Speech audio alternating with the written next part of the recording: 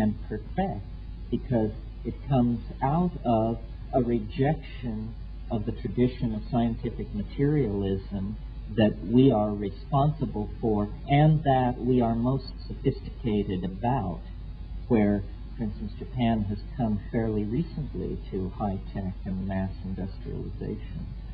So I just basically want to leave you with that. The notion is that nature, which is the topological, the linguistically expressed topological manifold of the psyche, is an historical object that is pulling us forward, and that when we actually cross into the eschatology that appears fairly imminent, we will find it to have been anticipated by the human relationship to nature, the embedding of psyche in nature through the mysterious relationship mediated by language, and the key to unfolding a sane society, in my single humble opinion, is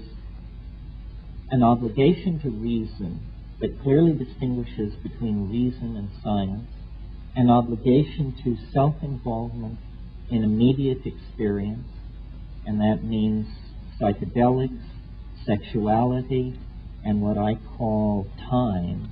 But what I really mean is a kind of deep literary involvement with the felt present. Psychedelics, sexuality, and time to empower the individual, to make the individual naturally responsible, to create then the basis for a caring global society that will transcend the historical cultures, as though we were just moving very naturally out of winter and into spring. No apocalypse, no millennium, no rescue by flying saucers, no Mayan return, simply the unfolding of understanding in a program of mutual caring and responsibility. This is the highest aspiration of the New Age, and I feel that it is attainable. So let's break, and then we'll have questions. Thank you very, very much.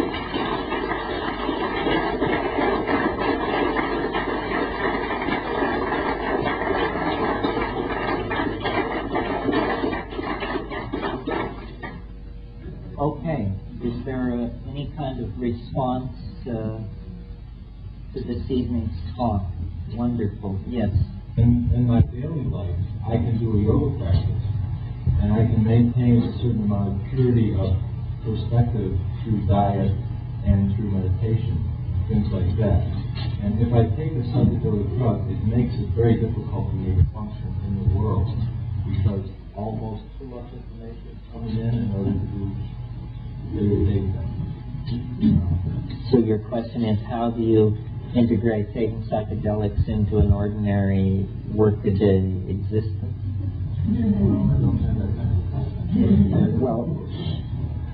Well, I don't know that it is easily integrated. I mean, I'm not sure whether you mean you can't function while it's happening, or you can't function 3 weeks afterwards. With the psychedelics, it's not a matter of high frequency, I think. The good trips are usually good for plenty of rumination for a long time. The harder the hit, the longer you want to ponder it before you go that route again. It isn't like a practice. It isn't like something you do daily. It's more like a unique act of courage that arises out of the substratum of ordinary daily existence, whether it be profane or sacral. There really isn't an answer to your question. As long as we're part of the worker anthill, or living in a society which makes tremendous demands on us, it's going to be a problem. The way to take psychedelics is you must have seen these T-shirts which say, "I take drugs seriously." Well, that's the way to take them, which means rarely and at substantially challenging doses, and in an atmosphere where there are no distractions. And by that, I mean, other people will say something different, but I mean no light and no sound, including music, unless you're a musician or you have some special relationship to music. But really, what you're trying to see is the surface of the brain-mind interface, and to the degree that you can create a situation of sensory deprivation, you will have a greater expectation of succeeding. Some people wouldn't dream of tripping without music, but I find that, it becomes the trip. The whole thing then becomes about that piece of music, where in silence it would have been equally audially interesting. So it isn't, the early model of the psychedelic experience was sort of that you eat an orange and look at art books and listen to Bach's choral preludes.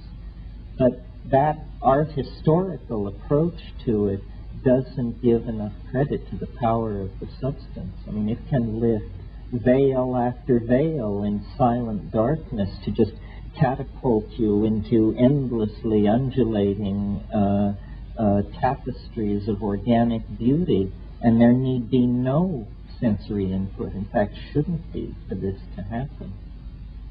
You had a question.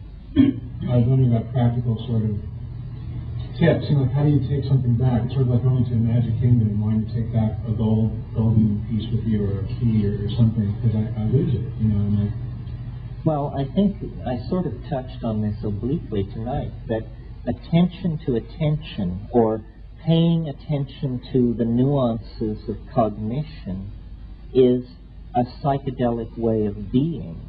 I mean, if any of you are familiar with Marcel Proust's Recherche de Temps Perdu, he didn't take drugs except for laudanum and valerian and alcohol and absinthe and tobacco and things like that. So he was drug-free, and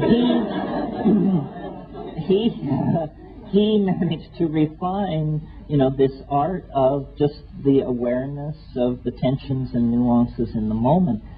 For really, what I have come to believe about the psychedelic experience is that it is simply a compressed instance of what we call understanding, so that living psychedelically is trying to live in an atmosphere of continuous unfolding of understanding, so that every day you know more and see into things with greater depth than you did before. And this is a process, it's a process of education. What the psychedelic experience is it's the process of education so compressed that it has become a cascade of actual visual images, which, rather than a kind of slow unfoldment of linked perceptions, but really attention to attention and appreciation of the immediate. I always think, when this comes up, of William Blake's advice. Blake was, as you know, a great mystical, visionary English poet who spoke with angels and had these wonderful visions of the angelic world. And he was asked what was the secret of his angelic poetry, and he said, "Attend the minute particulars."